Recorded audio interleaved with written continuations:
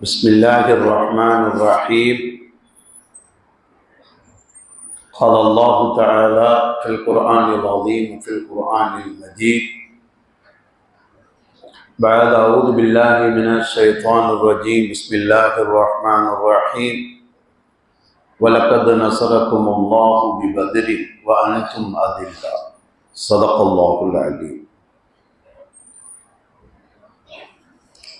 الحمد لله.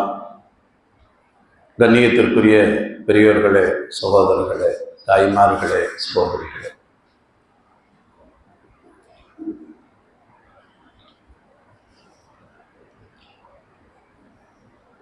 இன்றைய இரவு பத்ருடைய நிகழ்வு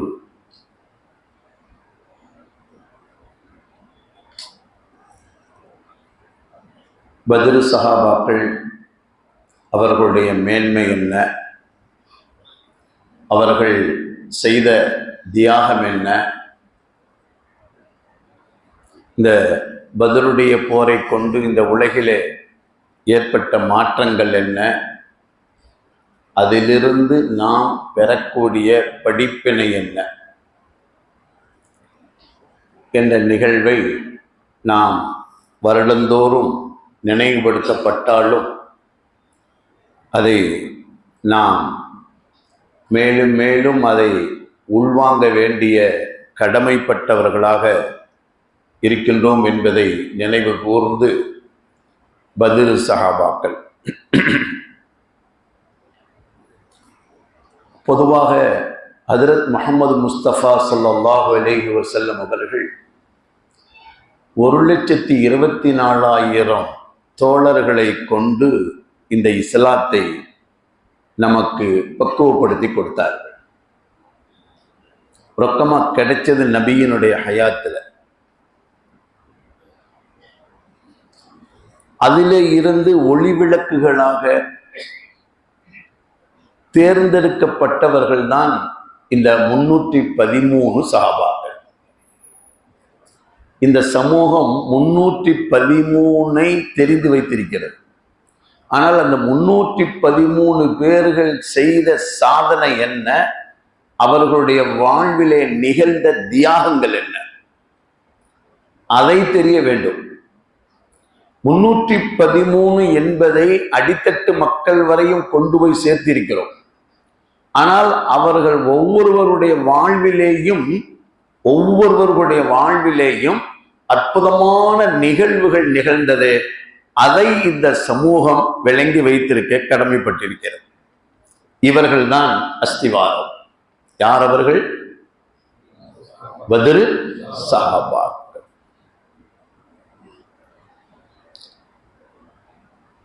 நபி ஸல்லல்லாஹு அலைஹி வஸல்லம் அவர்கள் அவர்களுடைய வாழ்விலே 9 ரமலான்களை சந்தித்தார். அவ்வளோ.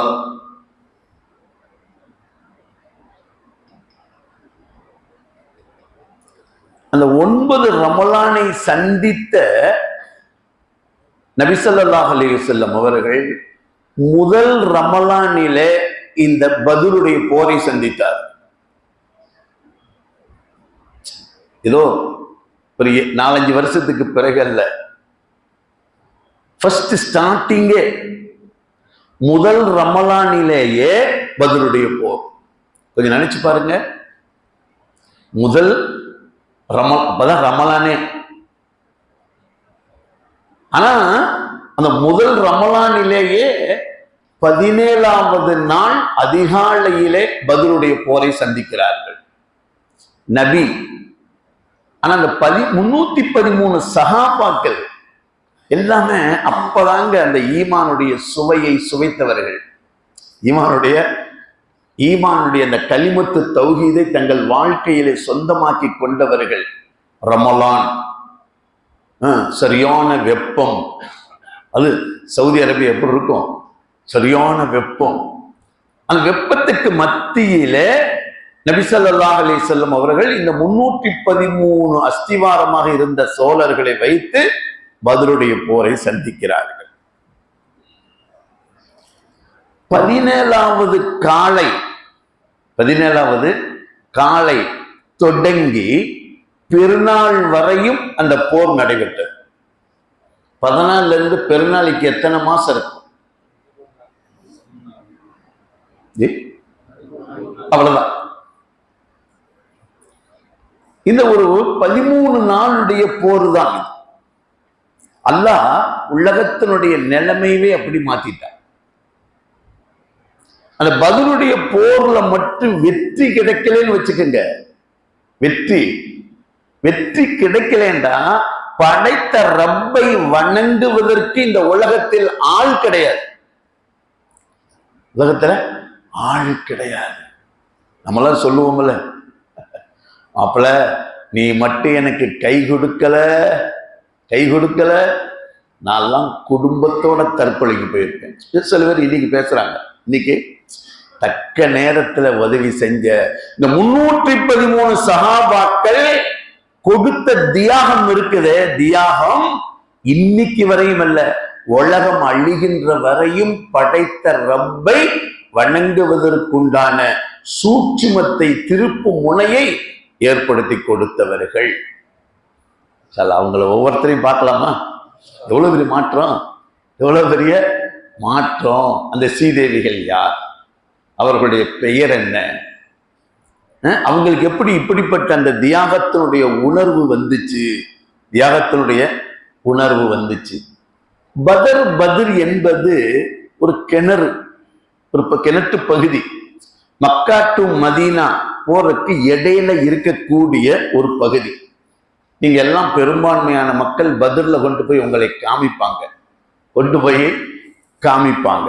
அருமையான பெருமக்களே, அங்க இந்த 313 பேத்துல நீங்க பத்ருடைய தலத்தை போய் பார்த்தீங்கல்ல? பத்ருக்கு யார் போயிருக்கீங்க? மாஷா அல்லாஹ்.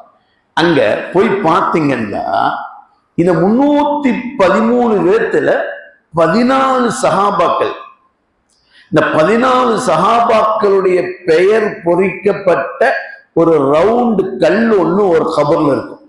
அது ஒண்ணுதான் இருக்கும் பத்ர்ல. அது ஒண்ணுதான் இருக்கும்.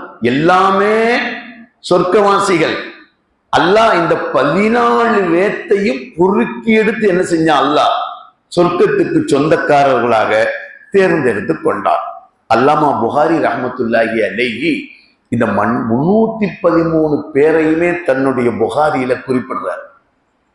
லேசான இல்லைங்க, ஒண்ணுமில்லை. நீங்க துவா செய்யும் போது இந்த 313 சஹாபாக்களுடைய பேரை சொல்லி துவா செஞ்சா பெரிய எஃபெக்ட். சில பேர் நம்ப தகுந்ததாக இருக்க மாட்டாங்க. அவங்களுக்கு அவ்வளவுதான். யார் நம்புறாங்களோ அவங்களுக்கு என்ன செய்யும்? யாருக்கு? அல்லாஹ் யாருக்கு தெரிய மாட்டான்? 3 பேர்த்துக்கு சொன்னோம். அதுல ஒரு ஆள், 3வது நபர் யாரு? அல்லாவை பார்க்க முடியாது என்று ஒரு கூட்டம் சொல்லிக்கொண்டு இருந்துச்சே, அவனுக்கு அல்லாஹ் தெரியவே மாட்டான். அவனுடைய எண்ணத்துக்கு தோதுவாக அல்லாஹ் என்ன செஞ்சிருவான்?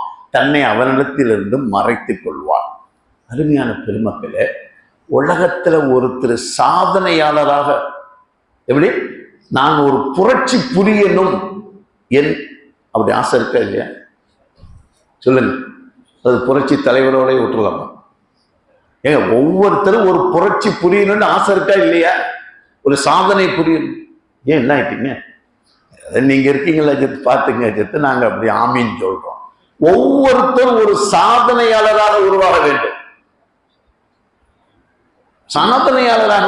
வேண்டும். அப்துல் கலாம் யாரு? ரொம்ப ஜஸ்ட்டுங்க. நான் கேட்கிற ஒரு சாதனையாளர் வரல, உங்களுக்கு விளங்குறதுக்காண்டி சொல்றேன். ஒவ்வொரு சஹாபாக்களும் ஒரு சஹாபி கூட சோட கிடையாதுங்க. அதனாலதான் அவங்களுடைய வரலாற்றை சொல்லும் பொழுது ஹயாத்து சஹாபா என்று சொல்வார்கள். ஏன்? எந்த சஹாபியனுடைய வாழ்விலையும் ஓட்ட கிடையாது, ஒட்டசல் கிடையாது. அதனால அவங்களுடைய வரலாற்றுக்கு பேர் என்ன? ஹயாத்து சஹாபா. நபிக்கு பேர் என்ன? ஹயாத்துல் நபி. ஹயாத்துல் நபி. அதனாலதான் போய் சலாம் சொல்றோம், சலாத்துக்கு பதில் வருது. அருமையான பெருமக்களே, உலகத்துல ஒருத்தன் சாதனையாளராக நான் திகழ வேண்டும் என்று நினைத்தால் பத்ரையும் ஹுதைபியாவையும் முழுமையாக படிக்கிறது. சொல்லுங்க இன்ஷா அல்லாஹ். படிச்சிடலாமா? இன்னைக்கு படிக்க முடியாது. தயவு செய்து எடுங்க, ஒரு உணர்வு எடுங்க. நான் பத்ரை பத்தி முழுமையா படிக்கணும். நான் ஹுதைபியாவை பத்தி, அது இன்னைக்கு இந்தியாவுடைய கரண்ட் நிலைமையில ஹுதைபியாவை படிங்க. ஹுதைபியாவுல நபி அவர்கள் எப்படி சைன் பண்ணாங்க, எதிரிகளுடைய சூழ்ச்சி ஒரு பக்கம், நபி அவர்கள் எப்படி இறங்கி போய் அந்த சூழ்ச்சியை முறியடித்தார்கள் என்பதை இந்த இந்தியாவிலே வாழுகின்ற ஒவ்வொரு தலைவனும் முதலாவது விளங்க வேண்டும். அதுக்கு அடுத்துதான் சமூகம் விளங்க வேண்டும். அன்னைக்கு மட்டும் ஹுதைபியாவில் நபி அவர்கள், நான் ஹுதைபியாவுக்கு போகல, பத்ர்ல தான் நிக்கிறேன், ஹுதைபியாவில் மட்டும் நபி அவர்கள் அப்படி சைன் போடலன்னு சொன்னா இன்னைக்கு வரையும் நாம் தலை நிமிர்ந்து இருக்க முடியாது. ரசூலுடைய தூர பார்வை, ரசூலுடைய, நாம பேசி இருக்கிறோம், முஸ்லிம்களுடைய சிந்தனை எப்படி இருக்கும்? சிந்தனை எப்படி இருக்கும்? குறுகிய வட்டத்துக்குள்ள இருக்காது. எப்படி இருக்கும்? தூர நோக்கோட இருக்கும், தூர நோக்கோட இருக்கும். இஸ்லாம் அல்லாதவர்களுடைய சிந்தனை ஆத்தினா ஃபித்துன்யா ஹசனா, அவ்வளவுதான். ஆனா முஸ்லிம்களுடைய சிந்தனை வஃபில் ஆகிரத்தி ஹசனா. அருமையான பெருமக்களே, பத்ரையும் ஹுதைபியாவையும் படிக்க வேண்டும். சில படிச்சிடலாமா? எல்லாம் கேட்டே போறீங்க, தயவுசெய்து படிங்க. யாரெல்லாம் இதை கேட்கறீங்க, பத்ரை முழுமையா படிங்க, ஹுதைபியாவை எடுத்து படிங்க. இன்னைக்கு எல்லாம் தமிழ்ல இருக்குதுங்க. என்ன மொழியில வேணும், நெட்ல உட்காந்து தட்டுங்க, பத்ருன்னு அடிச்சா போதும், வந்து விழுகும். படிங்க, ஹுதைபியாவை படிங்க. உலகத்துல ஒருத்தன் சாதனை புரியணும்னா இந்த இரண்டையும் படிக்க வேண்டும், இந்த இரண்டையும் முழுமையாக படிக்க வேண்டும். அருமையான பெருமக்களே, நபி ஸல்லல்லாஹு அலைஹி வஸல்லம் அவர்கள் அல்லாஹு அக்பர் சொன்னாங்க, ஒரு 2000 பேருக்கு மேற்பட்டவர்களை ஸல்லல்லாஹு அலைஹி வஸல்லம் அவர்களுக்கு சொர்க்கத்தை கொண்டு நன்மாராயம் சொன்னார்கள். நீ சொர்க்கவாதி, நீ சொர்க்கவாதி, நீ சொர்க்கவாதி. இப்படி தோழர்கள்லாம் உட்கார்ந்தாங்க. ஒருத்தர் வந்தாரு, சொர்க்கவாதியை பார்க்கணும்டா இவரை பாருங்க, இவரை பாருண்டாங்க. நன்மாராயம் சொன்ன 2000 பேர் நபியினுடைய நாவுனால. அதே மாதிரி சொன்னாங்க, ஒரு நரகவாதியை பார்க்கணும்னா இவரை பாருங்க. ஒரு நரகவாதியை பார்க்கணும், அவர் ஒன்றும் பெரிய விபச்சாரம் எல்லாம் பண்ணல, தன்னுடைய கீழாடையை கரண்டை காலுக்கு கீழ் கட்டி இருந்தார்.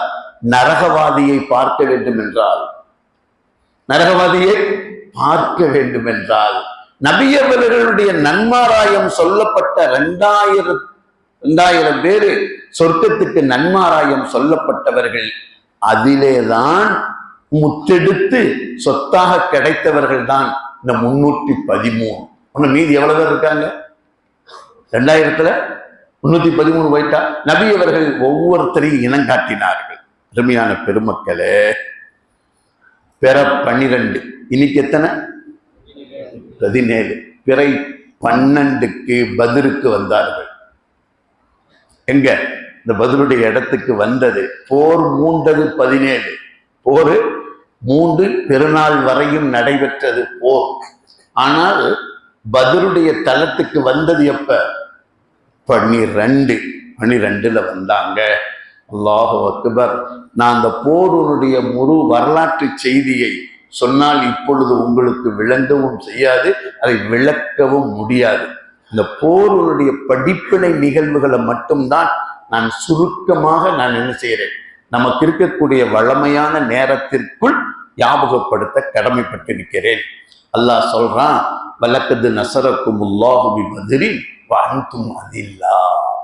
அல்லாஹ், நீங்கள் எல்லாம் ரொம்ப சொற்பமானவங்களா இருந்தீங்க, மிக மிக சொற்பமானவராக இருந்தீங்க. ஆனால் நான் உங்களுக்கு பத்ரிலே நான் உதவி செய்தேன். அல்லாஹ் உதவி செய்யறான், அல்லாஹ் தான் உதவி செய்யறான். அல்லாஹ் இதை அல்லாஹ் சொல்லி காண்பிச்சுட்டு, அருமையான பெருமக்களே,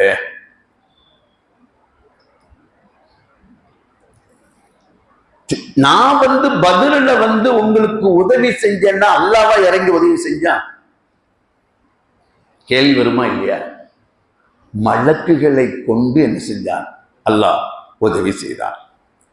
உலகத்துல முஸ்லிம்களால் மட்டும்தான் வானில் இருக்கும் மலக்குகளை கீழே இறக்க முடியும். இது சத்தியமானது. வேற யாருனாலையும் மலக்க கீழே கொண்டு வர முடியாது.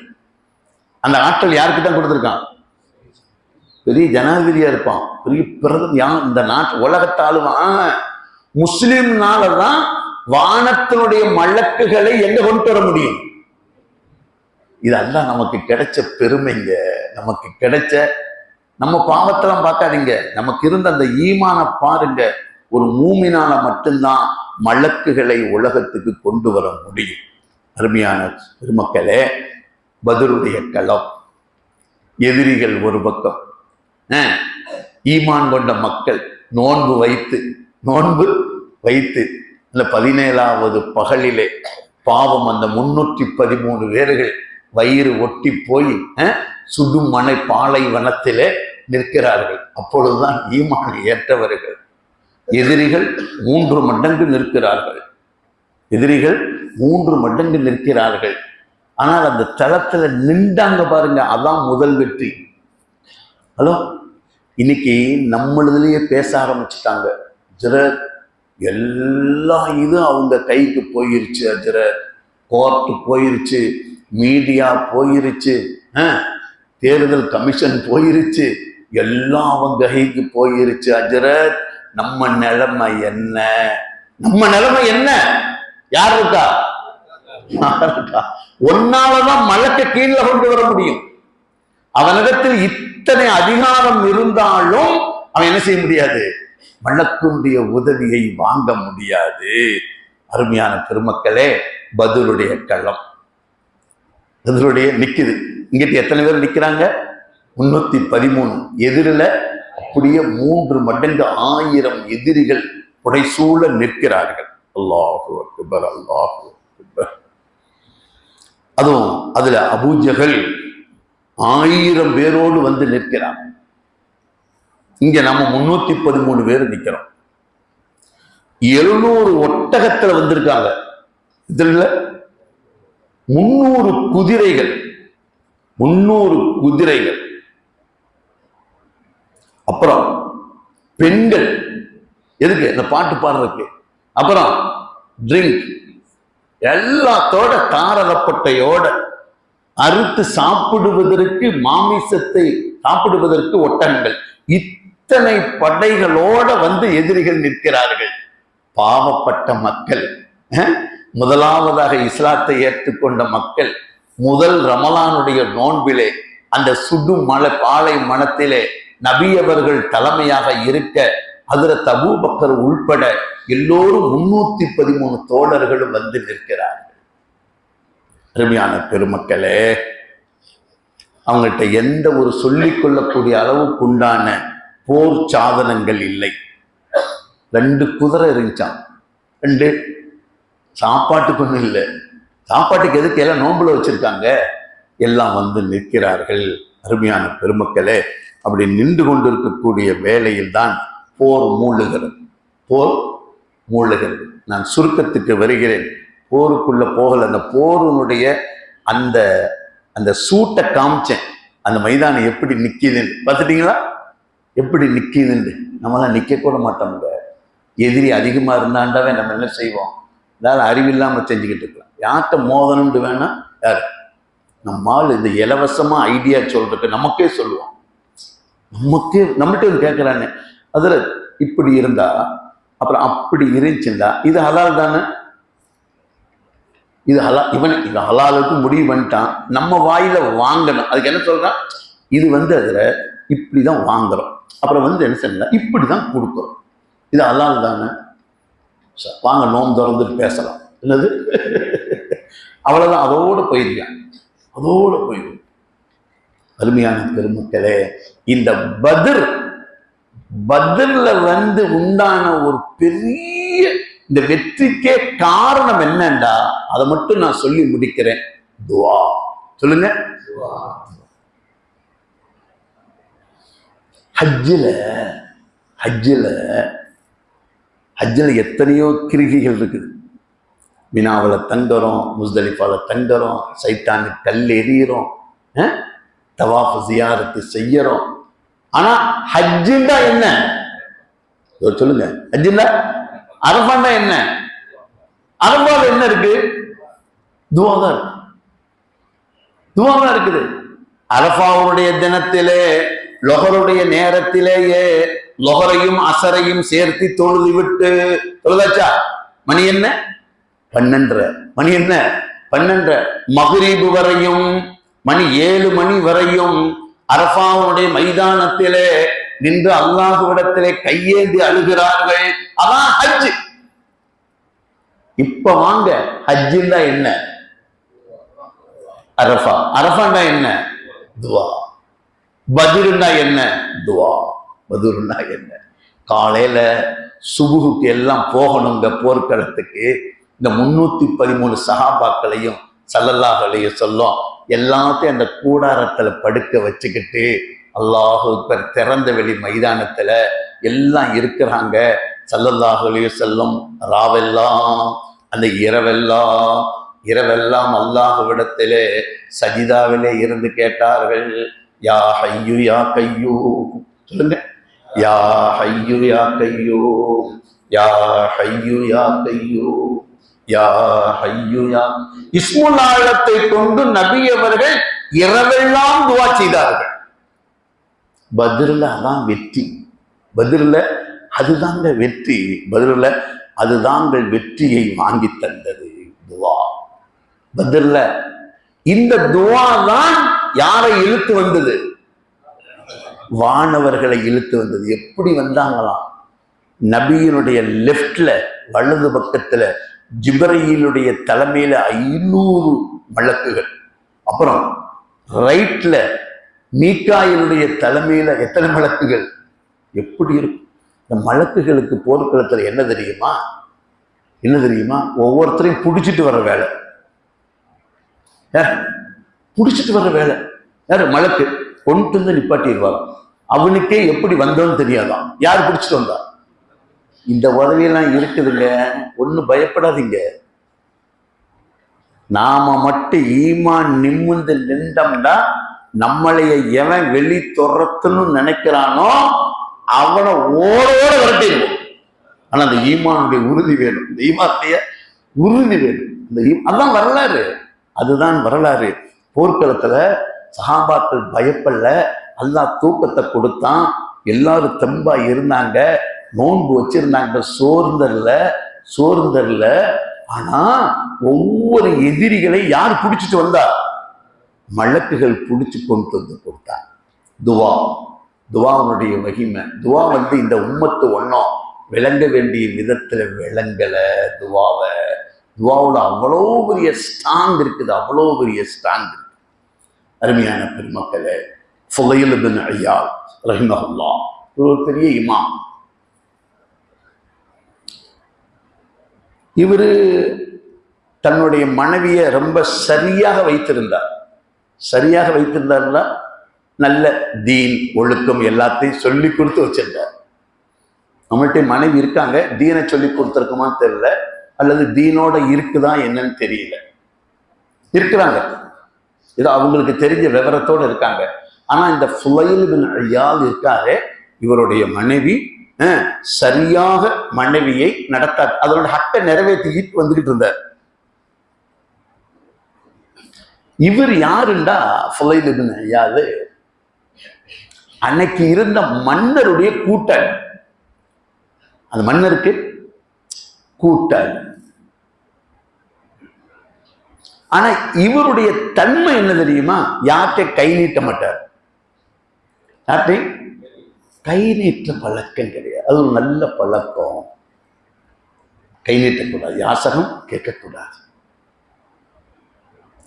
இவர் யார்கிட்டையும் கை நீட்டுறது மட்டுமல்ல, துன்யாவை கூட அல்லாஹ்ட்ட கேட்க மாட்டார்.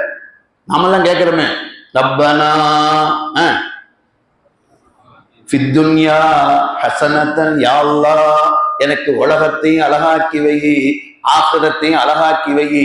ஆனா இந்த ஃபுலைல் பின் இயாலுக்கு இருந்த என்னங்கிறீங்க மமதை அல்ல, மன உறுதி என்னண்டா, துன்யாவை கூட யார்கிட்ட கேட்க மாட்டா, அல்லாட்ட கேட்க மாட்டா. நீ படைச்ச புச்ச பிச்சை போட்டா போடு, இல்லையா என்னை இப்ப கூப்பிட்டுட்ட. எப்படி சவால், எப்படி சவால். இவ்வளவு பெரிய அடுத்தவர்களிடத்தில் கை நீட்டாதவர், ஆனா யாருக்கு கூட்டாளி? ஏங்க இவர் யாருக்கு கூட்டாளி? நீங்க பயந்துட்டீங்க. இதை பார்த்துக்கிட்டே இருந்து ஒரு ஆள் போய் இவருடைய மனைவிட்ட போய் சொல்லிட்டான்.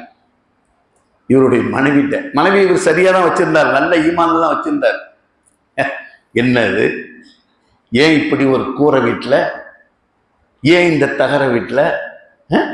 உன் மாப்பிள்ளைக்கு இருக்கக்கூடிய கண்ணியம் என்ன தெரியுமா? உன் மாப்பிள்ளை யாருக்கு கூட்டாளி? பேசுங்களே பெண்கள். உன் மாப்பிள்ளை மன்னருக்கு கூட்டாளி. ஒண்ணும் இல்லை, இப்படின்னு லேசா ஜாட காமிச்சா போதும், மன்னர் என்ன செய்வாரு? இந்த ஓட்டு வீட்டை மாட மாளிகையா மாத்திடுவாரு. எப்படி மாத்திடுவாரு? மாட மாளிகையா மாத்திடுவாரு. அப்படின்னு போய் காதுல போட்டார். யார் காதுல? சொல்லுங்க.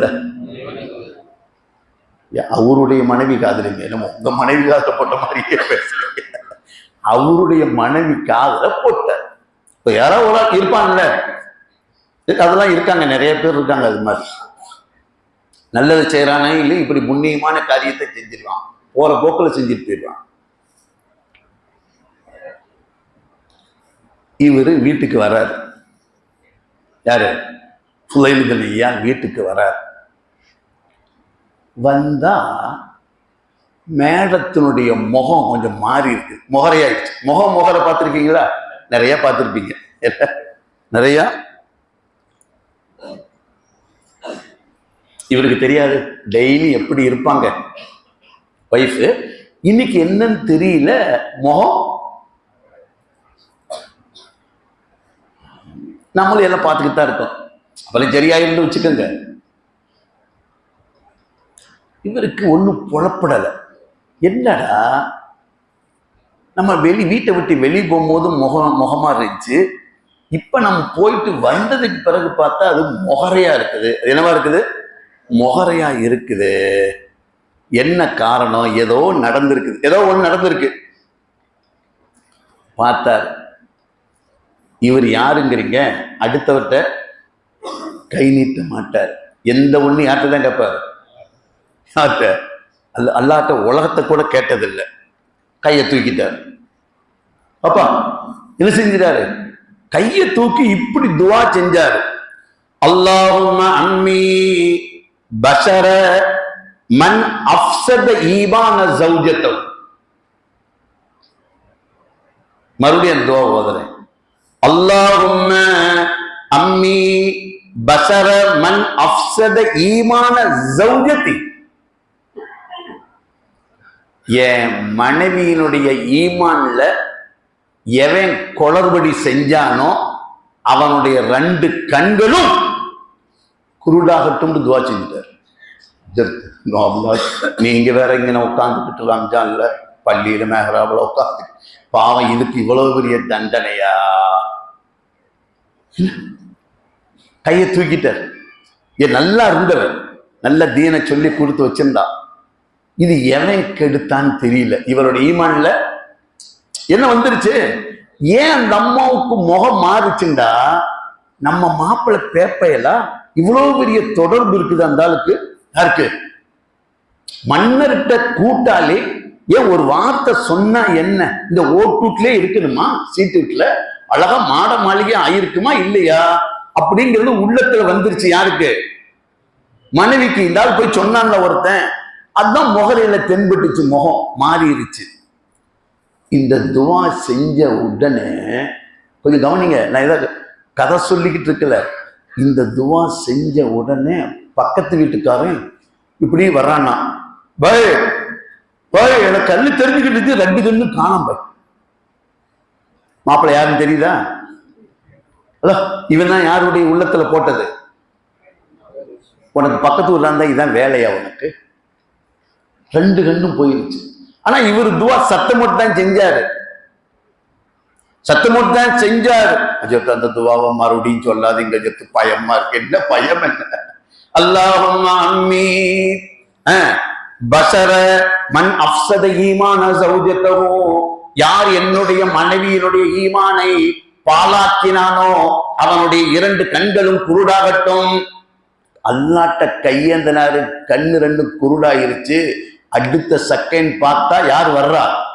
பக்கத்து இருக்காரு, இப்படியே வர்றாரு, இப்படியே வர்றாரு. மறுபடியும் அல்லாட்ட கையை தூக்கினார். மறுபடியும் அல்லாட்ட கையை தூக்கி கேட்டாரு, யா அல்லாஹ் இவருக்கு கண் பார்வையை கொடுப்பாயாக. அல்லாஹ் கண் பார்வையை கொடுத்துட்டான். துவாங்கிறது லேசல்ல, துவாங்கிறது லேசல்ல. கண் பார்வையை போக்க முடியும், கண் பார்வையை கொண்டு வர முடியும். ஏன் நான் இதை சொல்றேன்னா, பதிர்ல வந்து அஸ்திவாரமே என்னதான்? அஸ்திவாரமே என்னதான்? துவா. அல்லாஹ் அல்லாஹ் அவருக்கு என்ன செஞ்சான்? கண் பார்வையை கொடுத்தான். இவர் யாருண்டா? ஆபிதுல் ஹரமை. 2 ஹரமுலையுமே, இங்க 6 மாசம் அங்க 6 மாசம். யாரு? ஃபுலைல் இப்னு இயாத் இருக்காரு, இவர் என்ன செய்வாரா? ஹரமுல தான் இருப்பார். 6 மாசம் எங்க? மக்காவில். 6 மாசம் மதீனாவில். வருஷமெல்லாம் எங்கதான் இருக்கிறது. அப்ப அல்லாட்ட எவ்வளவு பெரிய முனாஜாத்துல இருப்பாரு. அருமையான பெருமக்களே, துவாவை கொண்டுதான் பத்ரில் வெற்றி, துவாவை கொண்டுதான் பத்ரில் வெற்றி. போர் முடிந்தது. அவ்வளவு சுருக்கமா வந்துட்டீங்க. போர் முடிஞ்சு உள்ளுக்குள்ள நிறைய சங்கதிகள். இன்ஷா அல்லாஹ் நான் தான் சொல்லிட்டேன், பத்ரையும் ஹுதைபியாவையும் நீங்களே எடுத்து படிக்க வேண்டும். சில படிக்கலாமா? படிச்சுட்டு வாங்க, உங்களுக்கு அப்ப அதுல ஒரு மாற்றம் தெரியும். போர் முடிஞ்சு 70 பேர்த்த பிடிச்சிட்டு வர்றாங்க. 70 பேர்த்த கொண்டாச்சு, 70 பேர்த்த கொண்டாச்சு. நான் முடிக்கிறேன். அருமையான பெருமக்களே, கொல்லப்பட்டவர்கள் யாரு? அபூ ஜஹல், சைபா, ரபியா, எல்லாம் இவங்கெல்லாம் யாருங்கிறீங்க? பெரிய லார்டு, பெரிய லார்டு லபக்குதாசுக. எனக்கு அன்னைக்கு சவுதியில பெரிய அராஜகக்காரர்கள். இவங்க எல்லாம் கொல்லப்பட்டாச்சு. இந்த பிடிச்சிட்டு வந்தாங்கல்ல 70 பேர், கொல்லப்பட்டவர்கள் 70 பேர், பிடிச்சிட்டு கைதிகளாக பிடிச்சிட்டு வந்தவங்க எத்தனை பேரு? அதுல யாருன்னு பாருங்களேன். அதுல முதல் ஆள் அப்பாஸ். அப்பாஸ் யாரு? ரசூலுடைய சாச்சா. யாரு? ரசூலுடைய. இந்த போர் கொஞ்சம் நினைச்சு பாருங்க, எப்படின்னு நினைச்சு பாருங்க. நம்ம வீட்டுக்குள்ள கூட இருக்காங்க. ஒருத்தன் சுன்ன ஜமாத்தில் இருப்பான், ஒருத்தன் தவி ஜமாத்தில் இருப்பான், ஒன்று எதுல காதியான்ல இருக்கான், இதோ இருக்காண்டு. இதுவே நமக்கு தாங்க முடியல, புழுக்கமா இருக்கு. அன்னைக்கு அப்படியே எதிரும் புதிருமா. ரசூல் ஸல்லல்லாஹு அலைஹி வஸல்லத்துக்கு எதிர்த்த மாதிரி ரசூலுடைய சாச்சா பத்ர்ல ரசூலை கொல்றதுக்கு வந்திருக்காரு. ரசூலை. அதனாலதான் வரலாறு படிங்கிறேன். இன்னொருத்தர் வராரு பாருங்க, அபுல் ஆஸ். அபு ஆஸ் யாரு? அல்லாஹ். ரசூலுடைய மருமகன். யாரு? ஜைனபுடைய மாப்பிள்ள. ரசூலுடைய மருமகன் பிடிச்சிட்டு வரப்படுது பத்ர்ல கைதியாக. அடுத்து அகீல். இவர் அகீல் யாருன்னா வரலாறுல படிச்சிருப்பீங்க. ஹஜ்ரத் அலி ரலியல்லாஹு அன்ஹுடைய தம்பி. அலி ரலியல்லாஹு ரசூலுக்கு யாரு? அகீல் வந்து ஹஜ்ரத் அலியுடைய தம்பி. அல்லாஹ். இது மாதிரி 70 பேர் நிக்கிறாங்க. இங்கிட்டு 70 பேர் ஜடலம் கிடக்குது. போர் முடிந்தது, போர் முடிந்தது. உங்களுக்கு ஒரு சந்தோஷம், நல்லவர் போர் முடிஞ்சு. ஏன்னா இனிமேல் அசத்து பேச மாட்டாருங்க. போர் முடிஞ்சு, போர் முடிஞ்சு. இங்கிட்டு 70 ஜடலம் அப்படியே சாய்ந்து கிடக்கிறது. இங்கிட்டு 70 நபர்கள் வந்து நிற்கிறார்கள். கொடூரங்க. ஹஜ்ரத் அப்பாஸ் எல்லாம் ரசூல் ஸல்லல்லாஹு அலைஹி வஸல்லம் தோழர்கிட்ட கேட்டாங்க இவங்களை என்ன செய்யலான்னு. உமர் தான் தெரிஞ்சது. உமர் யாரு? எப்பயுமே என்னவா இருப்பார்? கத்தியில தான் சொரிகிறது. அவர் யார்? எப்பயுமே கத்தியில தான் சொரிகிறது. யா ரசூலல்லாஹ், இவர்களை யாரையும் விட்டுவிடக் கூடாது, நம்ம உயிருக்கு பாதுகாப்பு இல்லை. யாரு? ஏன்னா அவனுங்களுடைய பெருந்தலைகள் எல்லாம் உருண்டுருச்சு. அதனால இவன் என்ன செய்வாங்க? எதையும் செய்வார்கள். அவர் தன்னுடைய கருத்தை சொல்லிட்டார். இருந்தாலும் ரசூல் ஸல்லல்லாஹு அலைஹி வஸல்லம் யாரு நிக்கிறா? சாச்சா நிற்கிறாரு, மருமகன் நிற்கிறார், மருமகனுடைய தம்பி நிற்கிறார். எப்படி இருக்கும்? எப்படிங்க இருக்கும்? அல்லாஹ் அக்பர். அப்பாஸ் ரலியல்லாஹு அன்ஹு கூப்பிட்டாங்களாம். அப்பாஸ் ரலியல்லாஹு அன்ஹு போர்க்களத்துல அத்தனை ஆடையும் போய் அம்மனமா வந்து நிக்கிறார். யாரு முன்னாடி? அன்னை பையனுக்கு முன்னாடி. ரசூலுல்லாஹ் வந்து அவருடைய சகோதரருடைய புள்ள சாச்சா வந்து அம்மனத்தோட நிக்கிறாரு. அவர்கிட்ட கேட்கிறாங்க, நீங்க என்னத்தை கட்டுறீங்க? பெனால்டி கைதிகள் கட்டிட்டு போகணுமா இல்லையா? அவர் கட்டுறக்கே என்ன இல்லை. அது ஒரு முஸன்னிஃப் எழுதுறாரு அழகா. இத நமக்கு அந்த அரபியை படிக்கணும். அதை அழகா எழுதுறாரு. என்னண்டு, அவர் கட்டுறக்கே வேட்டி இல்லை. அவர் என்ன கட்டுவார்? அவர் என்ன கட்டுவார்? இதை ஒட்டி நிறைய வரலாறுகள் தான் இருக்கு. இதுக்கு ஒரு முனாஃபிக் அந்த நேரத்தில் ஒருத்தன் உதவி செஞ்சான். அப்துல்லா இப்னு சலூல் முனாஃபிக்கினுடைய தலைவன் டக்குன்னு தன்னுடைய ஆடையை அவுத்து கொடுத்தான். ஆனா கொடுத்துட்டு பயன்படுத்திக்கிட்டான். ஒரு 9 வருஷம் 10 வருஷத்துக்கு பிறகு நான் இறந்தா ரசூலுடைய ஆடையை எனக்கு கஃன் போடணும்னு போட்டான். ஒரு சரத்து. ஒரு சரத்து. இதுதான் சான்ஸ். நன்மைக்கு முந்திக்கணும். இப்படி ஒரு இதுல என்ன செய்யணும்? போட்டு வைக்கணும். ஒரு தர்மத்துல போட்டு வைக்கணும். ரெண்டாவது அபுல் ஆஸ். இவர் யாரு? ஏன் மருமகன் சொன்னாங்க? என்னப்படி மாப்பிள்ளை மருமகன் சொல்லிட்டாங்க, நீங்களும் ஈட்டுத்தொகை கட்டணும். ஈட்டுத்தொகை கைதினா என்ன செய்யணும்? அதுக்கு என்ன சொல்றது? கட்டிட்டு தான் போகணும். இவருக்கு ஒன்றும் இல்லை. அவருடைய மனைவிக்கு போட்டார். அப்பெல்லாம் வாட்ஸ்அப் கால்லாம் இல்லை. ஹலோ, அவருடைய மனைவி மக்கால இருக்குது. மக்காவில் இருக்குது. இந்த ஆளுக பதிரில் பிடிச்சிட்டு வந்து அங்கே வைக்கிறாங்க. மக்காவுக்கு மதீனாவுக்கு 200 கிலோமீட்டர்ல இது சென்டர் பாயிண்ட். பதிர் வந்து சென்டர் பாயிண்ட். மதீனாவுக்கும் சரி மக்காவுக்கும் சரி. இவர் வந்து நின்றவனே நீங்க பெனால்டி கட்டணும்னு சொன்ன உடனே இவர் மனைவிட்ட கேட்டாராம். தகவல் சொல்லி அனுப்பிச்சு கேட்டா, ரசூல் ஸல்லல்லாஹு அலைஹி வஸல்லம் தம் மகளை கல்யாணம் முடிச்சு கொடுக்கும் போது ஒரு மாலை போட்டு விட்டாங்களாம். பூ மாலை இல்லை, என்ன மாலை? தங்க மாலைங்க. அதை கொடுத்து அனுப்பிச்சாங்களாம். இது அப்படியே இந்த வரலாற்று அப்படியே இந்த போர்க்களத்துல நின்று ரசூல் நிக்கிற மாதிரி, எதிரிகள் நிக்கிற மாதிரி, 70 ஜடலங்கள் சாஞ்சி கிடக்கிற மாதிரி இந்த பதிர விளங்கினாத்தான் விளங்கும். அபுல் ஆஸ் இதை கொண்டு வந்தாராம் மாலைய. அல்லாஹு அக்பர். ரசூலோட எல்லா தோழர்களும் நிற்கிறார்கள். ஹஜ்ரத் அபூபக்கர் ரலியல்லாஹு, ஹஜ்ரத் உமரே ஃபாரூக் ரலியல்லாஹு எல்லாம் நிற்கிறாங்க. ரசூல் ஸல்லல்லாஹு அலைஹி வஸல்லம் கையில இருந்து தன் மகளுக்கு நகை போடப்பட்ட அந்த மாலை எங்க வந்திருக்குது? வீட்டுத் தொகைக்கு வந்திருக்குதுங்க. அல்லாஹ். என்னதான் இருந்தாலும் தான் ஆடவில்லை என்றால்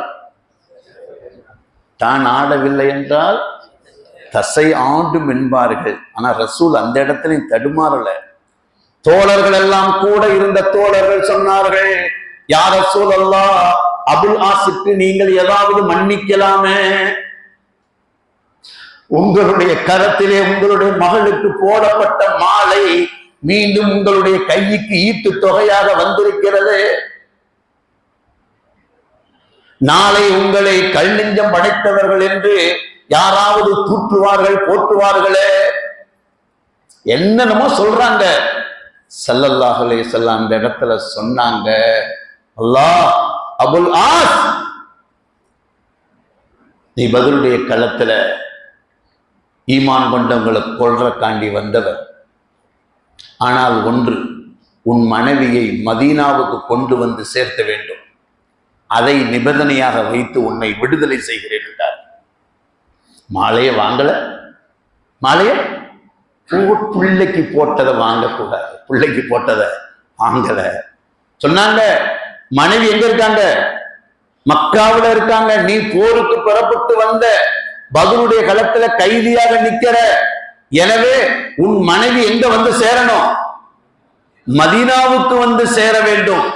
அந்த நிபந்தனையில் உன்னை நான் என்ன செய்கிறேன்? விடுதலை செய்கிறேன் என்றார்கள். அருமையான பெருமக்களே, இது போல பல தோழர்களுக்கு அங்க ஜாமீன் கொடுக்கப்பட்டதெல்லாம் வரலாறுகள்ல நிறைய இருக்கிறது. அருமையான பெருமக்களே, நாம் இந்த நேரத்தில் யோசிக்கணும். 70 எதிரிகள் கொல்லப்பட்டார்கள். இந்த கொல்லப்பட்டான் பாருங்க, முடிக்கிறேன் என்ன ஆச்சு? பத்ர் போரே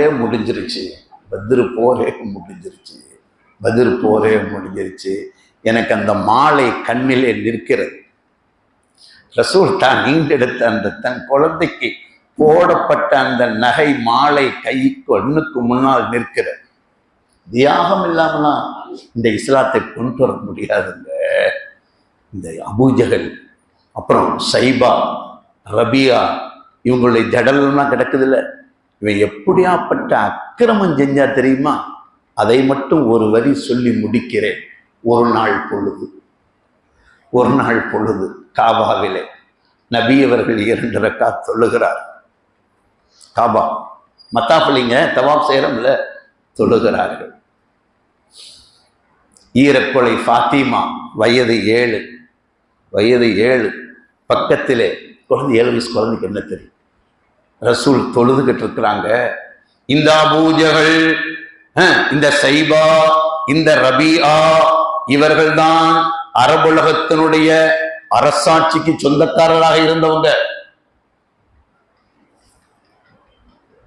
இவர்கள் எல்லாம் அப்படியே அந்த மத்தாஃப் இருக்குல்ல, அந்த ஓரத்துல உட்காந்துக்கிட்டு காலை தொங்க போட்டுக்கிட்டு உட்கா குடிச்சுக்கிட்டு உட்கா அரபுலகத்துல உட்கா இருக்கு அடிச்சுட்டு ரசூல் வந்து தொழுகிற நேரத்துல அழுகி போன ஒட்டகத்தினுடைய குடலை, ஆட்டுக்குடல் அல்ல, ஒட்டகத்தினுடைய குடல் எத்தனை பெருசு இருக்கும், அது அழுகி போனால் எப்படி இருக்கும்?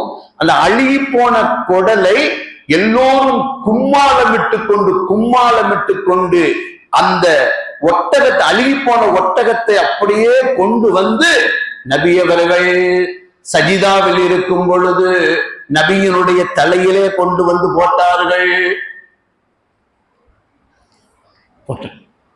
ஸல்லல்லாஹு அலைஹி வஸல்லம் தலையை தூக்க முடியல.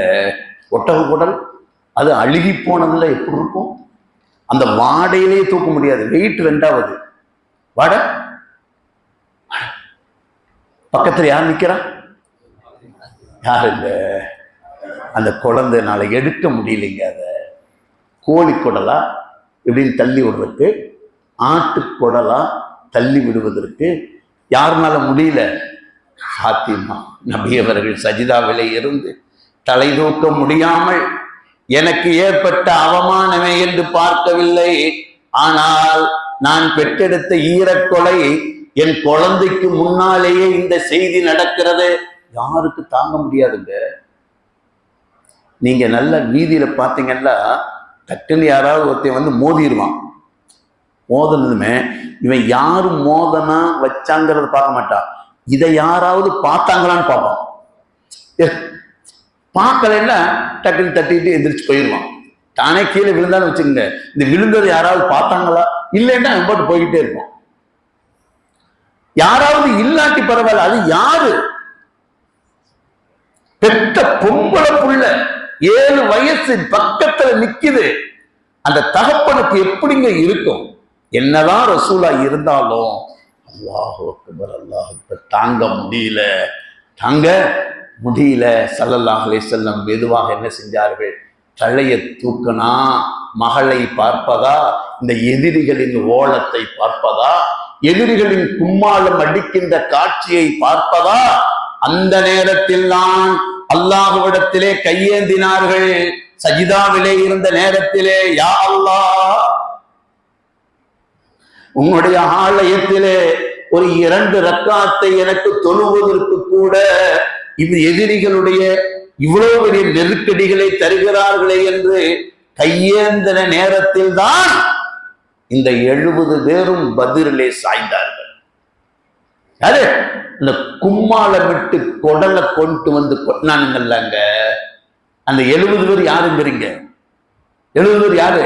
காபாவனுடைய முற்றத்திலே உட்கார்ந்து கொண்டு கைகுட்டி சிரித்தார்களே ரசூலின் மீது கொட்டப்பட்டு, அவர்கள் தான் இந்த பத்ருடைய களத்திலே. அப்துல்லாஹ் இப்னு மஸ்ஊத் ரலியல்லாஹு அவர்கள் அறிவிக்கிறார்கள், இந்த 70 பேர் யார் தெரியுமா? ரசூலின் மீது அழுகி போன ஒட்டகத்தினுடைய குடலை கொண்டு வந்து நபி அவர்கள் சஜிதாவில் இருக்கும் பொழுது கொட்டினார்களே, அவர்கள் தான். ஏங்க, அல்லாஹ் இன்ஷா அல்லாஹ் துவாங்கிறது லேசல்ல. எடுக்கலாமா? பத்ருடைய களத்துக்கு 1000 உரங்களும் வைரங்கள் இருந்தாலும் துவாதான் பிரதானம். துவாதான். இன்னைக்கு நாம சந்திக்கக்கூடிய நெருக்கடிகள் அத்தனைக்கும் நம்ம எதை ஏந்தணும்?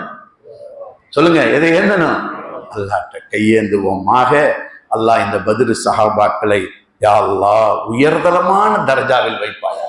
எல்லோருக்கும் சொர்க்கம் இருக்கு.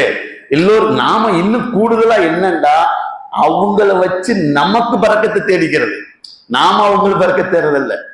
நாம நபியை புகழ்ந்த வார்த்தைகள் இருக்கிறது, அந்த வார்த்தைக்கு புகழ் கிடைச்சது, வார்த்தைக்கு புகழ் சேர்த்தது. அது மாதிரி நாம் பத்ரீன்களை வைத்து யா அல்லாஹ் எங்களை மன்னிப்பாயாக, யா அல்லாஹ் எங்களுடைய நெருக்கடிகளை போக்குவாயாக, யா அல்லாஹ் உன்னுடைய அடியார்கள் அந்த மூத்த தோழர்கள் முன்னோடி சஹாபாக்கள் எப்படி அன்று பத்ருடைய களத்திலே நின்று வெற்றியை பெற்றார்களோ அதுபோல யா அல்லாஹ் யா அல்லாஹ் நாங்கள் சந்திக்கின்ற இந்த எதிரிகளுக்கு மத்தியிலே எங்களுக்கு வெற்றியை தருவாயாக. அப்படிப்பட்ட ஈமானுடைய உரத்தை தருவாயாக, ஈமானுடைய நெஞ்சுரத்தை தருவாயாக. யா அல்லாஹ் அதிலே நாங்கள் சமரசமாகாமல் இந்த ஈமானை பாதுகாப்பதற்கு தௌஃபீக் செய்வாயாக. வஆகிரு தஅவானா அனில் ஹம்துலில்லாஹி ரப்பில் ஆலமீன். அஸ்ஸலாமு அலைக்கும் வரஹ்மத்துல்லாஹி வபரகாத்துஹு.